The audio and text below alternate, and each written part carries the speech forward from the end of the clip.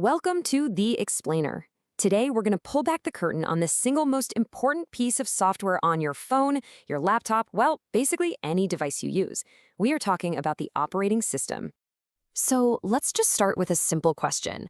Imagine you've got all the physical parts of a computer, right? The screen, the keyboard, that powerful processor humming away inside. But what's that invisible, essential link that actually brings it all to life? Well, that missing link is the operating system, or OS for short.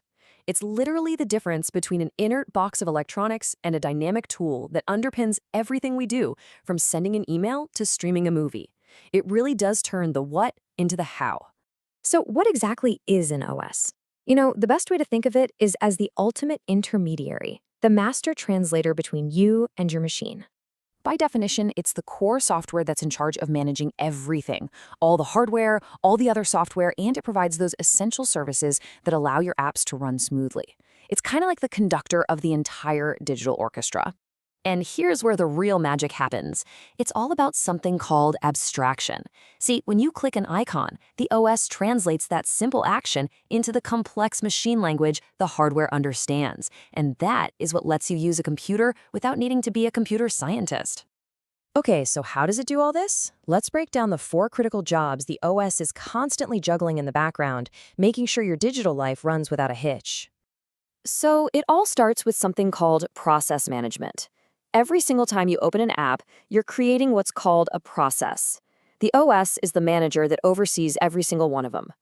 It handles the entire life cycle, creating the process when you launch your web browser, scheduling resources so you can have music playing while you write a document, and then terminating that process cleanly when you close the app. And this is the secret behind multitasking. Of course, all those running apps need a place to work, and that brings us to memory management. Think of your computer's memory, its RAM, as a workspace. The OS is like a brilliant office manager, strategically deciding which applications get a piece of that workspace and, how much they need. And check this out. Here's a really clever trick the OS uses, something called virtual memory. It essentially makes the computer think it has more RAM than it physically does. This lets you run more programs at the same time than the hardware could technically handle on its own. It's a fantastic little bit of digital sleight of hand. Now, with all those programs and all that memory, things could get pretty messy.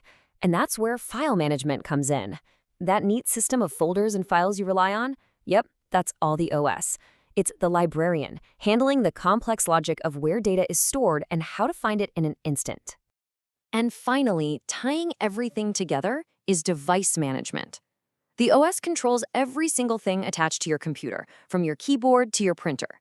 It uses specialized software called drivers to translate commands and just make sure all these different pieces of hardware can talk to each other.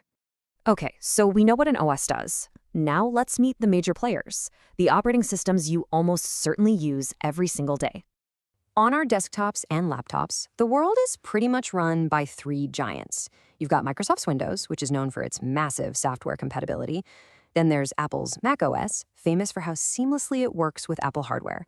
And of course, there's Linux, the open source powerhouse that's free, customizable, and a huge favorite for servers and developers. And in our pockets, well, it's pretty much a 2-horse race. We have Google's Android, the dominant and super customizable OS you find on most smartphones, and then Apple's iOS, which is known for being tightly optimized for iPhones and having a really strong focus on privacy. So after all that, you might be asking, why does any of this actually matter? Well, because in today's world, basic OS knowledge isn't just some technical skill. It's a modern superpower. It's really the foundation of IT literacy.